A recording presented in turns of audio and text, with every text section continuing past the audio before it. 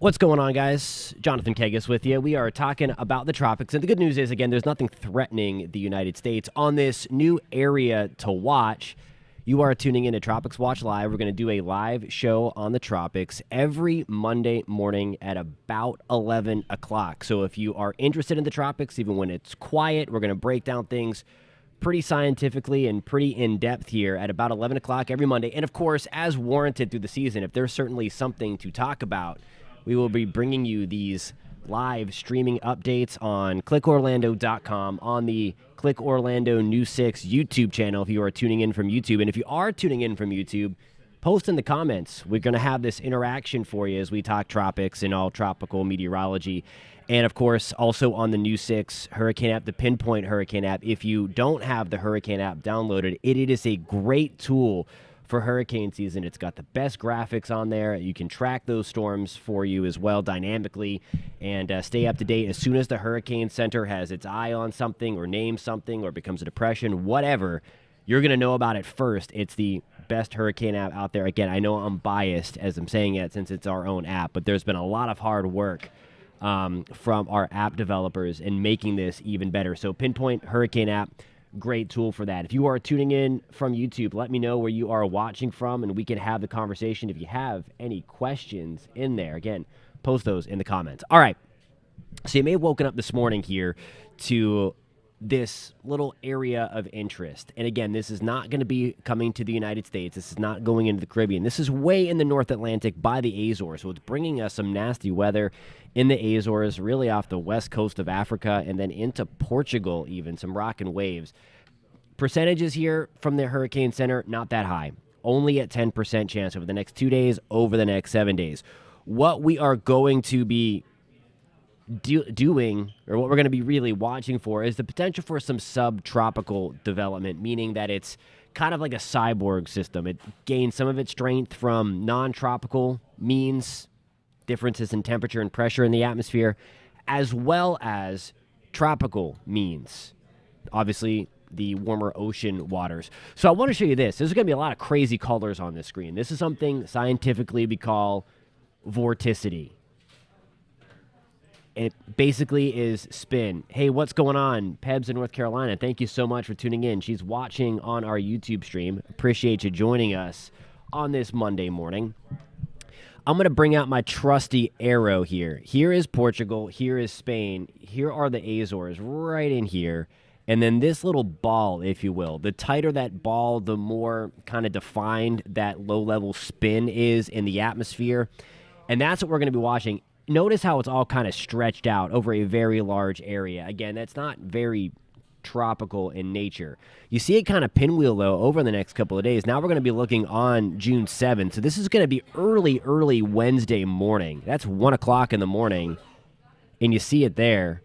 Certainly a little more defined. So while there's a low shot for development here tropically, I think there's a little bit of a higher chance that we do end up getting a subtropical storm.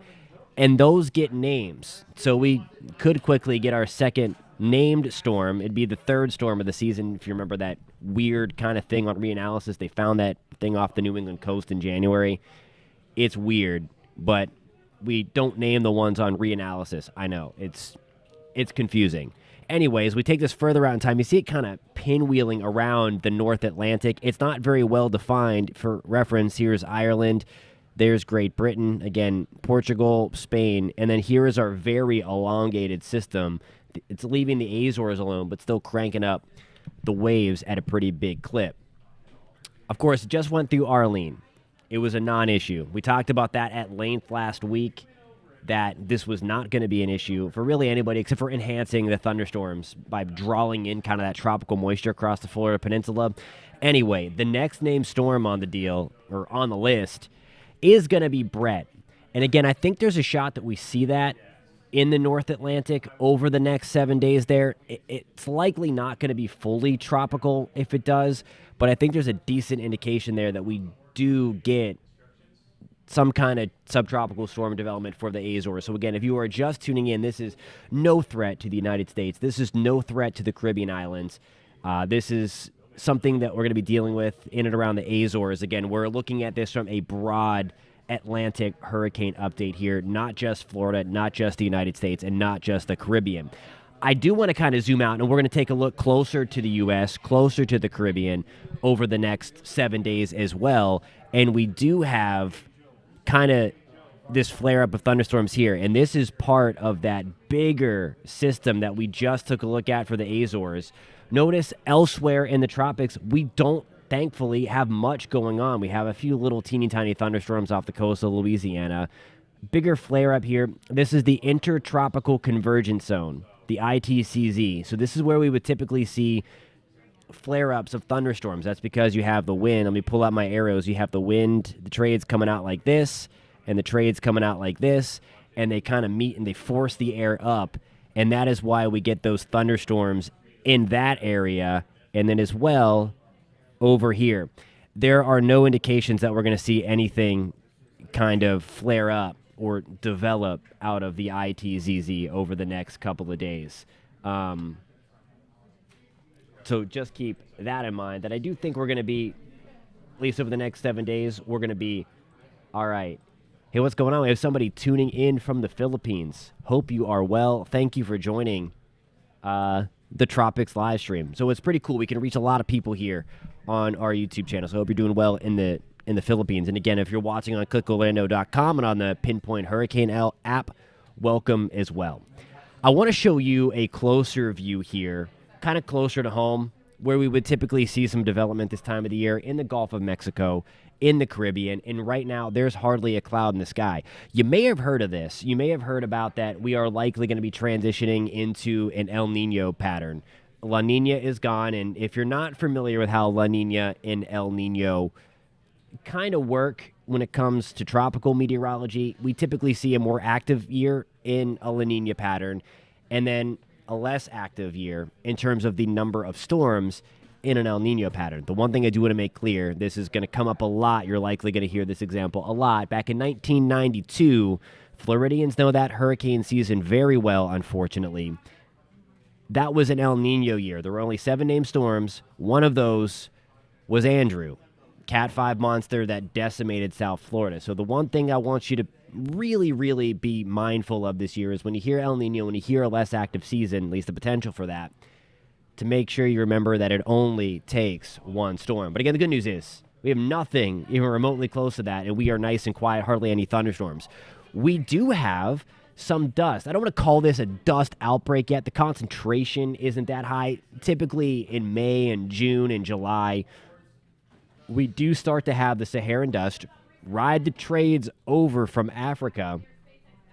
This is something that happens every year. So if you see on YouTube or if you see those headlines, are like, oh my gosh, we have this Godzilla dust cloud coming over through the Atlantic. It's all hype. It's all clickbait. You're not going to find that here.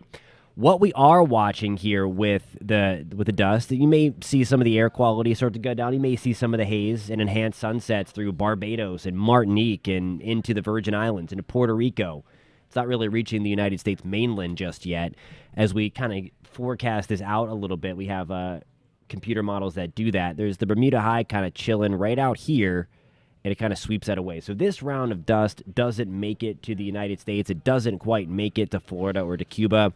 It kind of barely gets into Puerto Rico. Again, this is the kind of biggest catch-22 there is, that it's a good thing when it's there for tropical meteorology if you know how kind of those tropical systems work.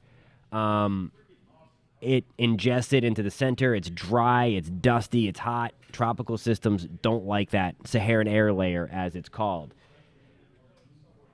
But it also is good in the sense that it does fertilize the Amazon. And Steven brings that up here on the live broadcast on YouTube, that it does have a role in fertilizing the Amazon. It has nitrogens and phosphates and all that kind of stuff that is kind of a natural fertilizer for the Amazon rainforest.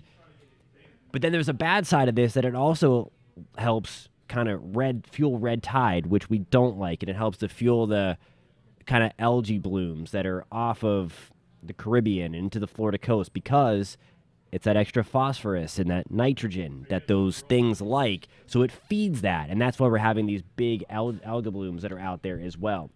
Mrs. Queen is watching from Florida. Welcome to the live stream. Thanks for tuning in this morning. on a Monday morning. But again, not a huge outbreak of dust this time around, but there's a little bit of that out there.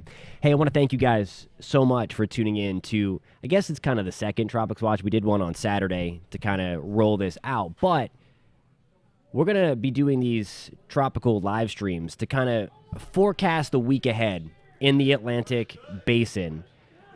We're going to do these about every Monday. Well, we are going to do these every Monday at about 11 o'clock. So tune in. I'll also kind of post this on the community section of our YouTube page on clickorlando.com. So if you are not subscribed to that, I would love it if you go over there and, number one, give this video a like if you're finding it helpful, if you're enjoying our tropical conversation today.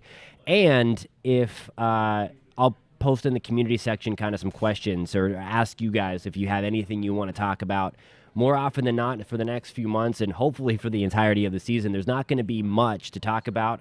I always like to say, though, even when it's quiet, there is stuff to talk about, kind of like we just did. I know there's a thing near the Azores, but there's a reason why it's typically quiet. And we'll break that down, too. We're not just all about the doom and gloom, and we're not about the hype. Again, you're not going to find that on this channel when we talk tropics. So this is a reliable spot, again, for your all your tropical needs.